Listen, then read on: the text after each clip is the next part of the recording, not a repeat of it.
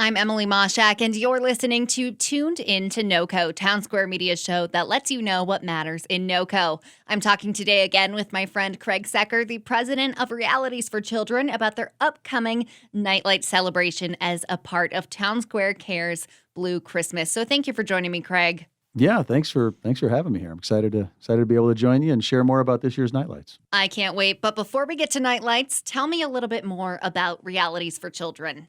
Absolutely. Realities for Children is a nonprofit in Northern Colorado that provides for the unmet and emergency needs of children that have been abused, neglected, abandoned, or at risk. We are a countywide safety net. In fact, we have 39 partner agencies that work with this population, including the Department of Human Services, that come to us when all other resources are exhausted. So we really are that safety net of emergency services for children in need. And in fact, last year we provided emergency services to 3,458 children that really would have slipped through the cracks or wouldn't have had these resources otherwise. So that's kind of what we're most known for. But it's in a pretty aggressive outreach. I mean, that averages to about a little more than 9 children every single day, 7 days a week that we're providing emergency services throughout the year. Wow. So child abuse and neglect is a big problem here in Larimer County, it sounds like. Yeah, and I'm glad to get to share that. I think one of our core services is community education and awareness, not just of all the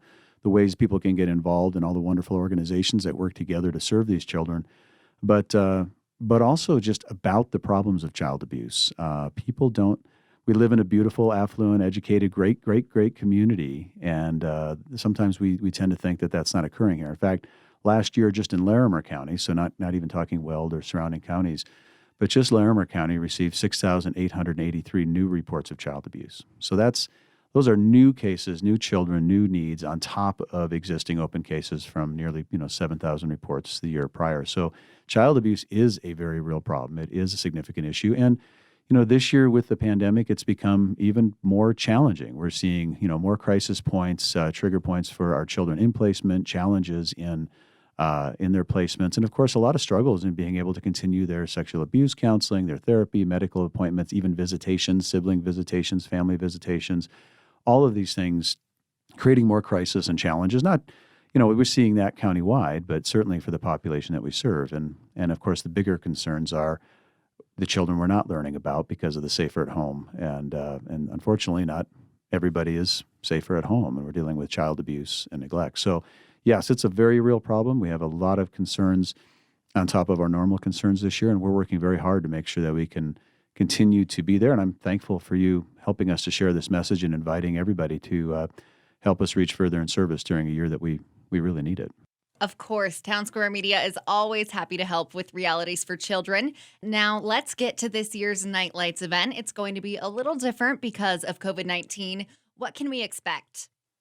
Nightlights has been a community tradition for 23 years. This is actually the 23rd lighting of the Nightlights tree. We knew we'd be looking at it a little differently. We've kind of seen that this year. Everybody's had to adapt to those changes for public safety and health, and trying to just do the best that we can in our community, be good stewards of one another's health and taking care of each other. So we knew that we'd have a significant adaptation in what that's going to look like. And with the most recent restrictions that are going on board, what we're going to be doing is we want to make certain that we still have the Nightlights event. This has become a family tradition, but more importantly than what it means to our community and this community landmark is really what it means to the children that we serve. This is the big blue tree. For those who aren't familiar with the Nightlights tree, it stands 50 feet tall at the corner of Mulberry and College at the First Presbyterian Church down there. And this is, blue is the international color for child abuse prevention and awareness, which is why it is the big blue tree and why I do the blue Christmas. But we've had so many people call in the community that were just saying, hey, we are still going to do this, right? And I think for 23 years, this has been reaching further into the darkness of child abuse in our community by people sponsoring a light on the Nightlights tree. This year, we're feeling even more so that it's important to our community at large. We need some of these traditions in our life. We need to have some of these moments where we can come together, even though we can't gather. I think this is something that we can come together around and just brighten all of our lives during a challenging year. So yes, that is the Nightlights event this year. Instead of being, it's always been a free event that people can attend with live music and food and treats. And Santa Claus and hearing from some of our children about the importance of giving a child a nightlight who's lost in the darkness.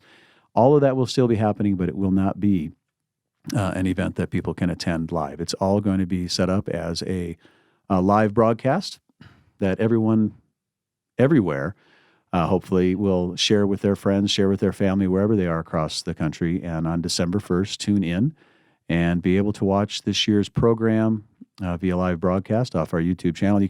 You'll be able to click and do a link right at giveanightlight.com. And we'll be able to see the entire program, hear from our children, and understand why this is so important in our community, as well as be part of brightening the lives of so many children by lighting up the Nightlights tree on December 1st. I agree. I think it's so important to maintain traditions, and I know I'm looking forward to seeing the tree on the corner of Mulberry and College throughout this month. And like you said, people can sponsor a light on the tree. They can give a nightlight. How do they go about this? Absolutely. In fact, we're just encouraging everybody out there to find a way that they can help us reach further. So that can be inviting people to tune in and learn more about the need, meeting we'll have one of our youth there that's going to share her story and why it was so important that people in her life gave a nightlight and brought that light into the darkness. And I think what people forget is, or maybe aren't aware of, is, child abuse is a very dark place. You feel very alone. You're very isolated. You don't know that there's anybody out there that cares for you. And what we want to do is let these kids know that not only when they see the Nightlights tree lit, there's a beacon of hope for a better tomorrow, but there's so many people that care. And so the first thing people can do is give a nightlight. This is a fundraiser.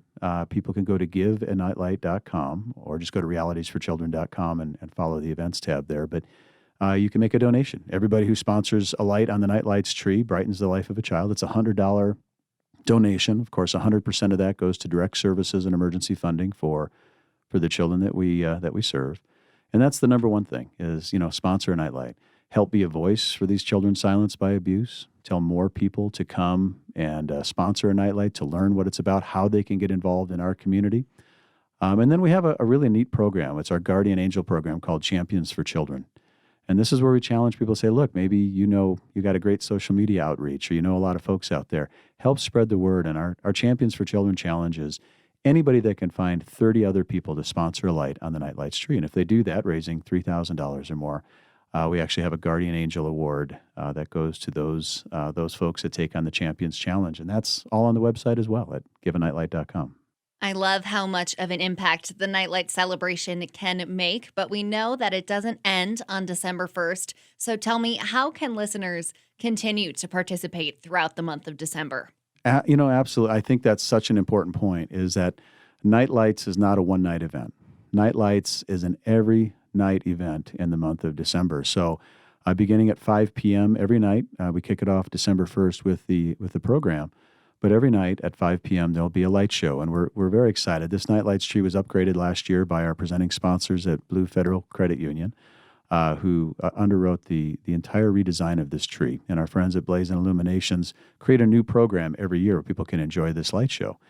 This year, we're going to be doing it instead of the top of every hour. The light show will be happening every half hour beginning at 5 p.m.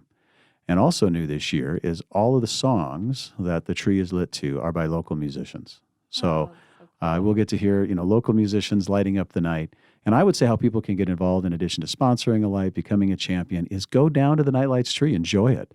Like you said, we're not able to do that as a gathering on December 1st, but I would encourage everybody listening, find a night with your family, your friends, who you can be with, and go down there and be part of the tree lighting celebration on your own one evening. Keep that light in your life and help us brighten the lives of so many children that need to know. Post that, share that, let people know. That's part of community education awareness, and that's how we reach further into the darkness of child abuse. Now, clearly, every nightlight makes a difference, and we'll hear some of those stories at the event on December 1st.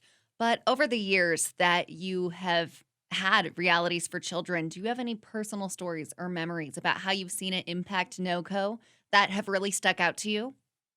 Oh, this is the 23rd year. We have generations of stories. And actually, this is an odd year for our celebration of our 25th anniversary, but this is Realities for Children 25th anniversary of Hope and Healing. So we literally have generations of stories. And I would say typically we'll serve about 2,000 children over the holidays here in the coming before the end of the year, and this will continue to reach further into the darkness into the new year, into 2021, and reaching further. So, yes, we'll have one young lady share her story of abuse, what that did in her life. But I think one of the things I'd like to speak about is more than, because I have so many. So my head just floods when you ask me, do I have stories? Because I love these children. They're part of our family. Anyone that's part of Realities for Children, they're part of my family. We see them from when they enter the system through emancipation or going out on their own, and they continue to be part of our family. We had one young lady share her story at our gala this year that has literally been part of Realities for 25 years. She was our first case.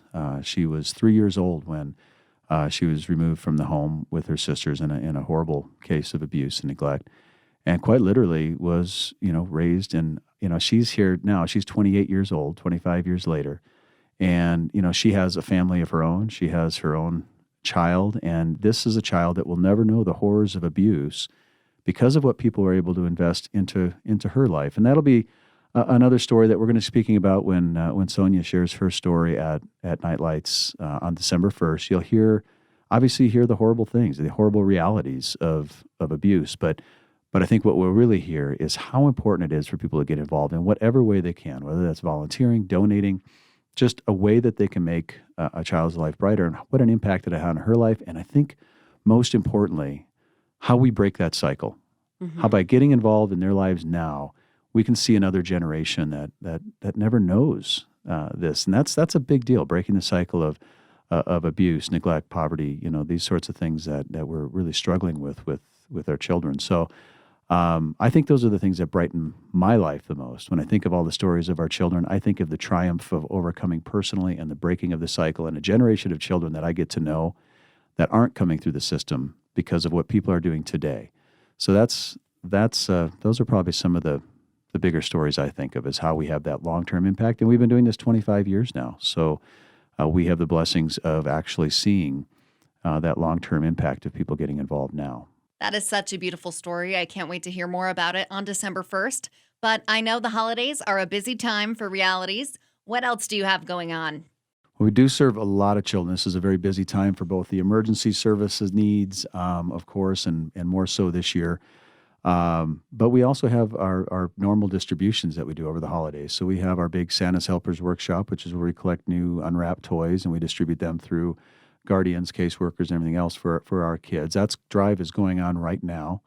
There's a list at realitiesforchildren.com that lists all of the drop locations, and we even have a link now straight to an Amazon Smile account where you can go in and purchase toys for children that we distribute to, without even having to leave your home, without having to go into another place if that's not a comfort zone or a place that you're going, but a way that you can still be involved. And that goes also with our Bikes for Tykes distribution. Both of those will look very different this year. Obviously we're not going to do anything that puts people at risk or creates a gathering or does anything like that. So they'll all be quite individually distributed and provided for. But we want to make sure that even during some of the darkest times, especially during a pandemic, when so many people feel separated in a way, that we still are there for our kids. I think that's something we have never stepped away from. When there's challenges, we step forward, and we're going to make sure, whether that's through Bikes for Tykes, Santa's Workshop, NightLights donations, and emergency service needs, that we are going to continue to be there for our children even through a pandemic, and do that in a safe and kind manner that lets them know they're not alone, even at a time that many of us feel very isolated and very alone.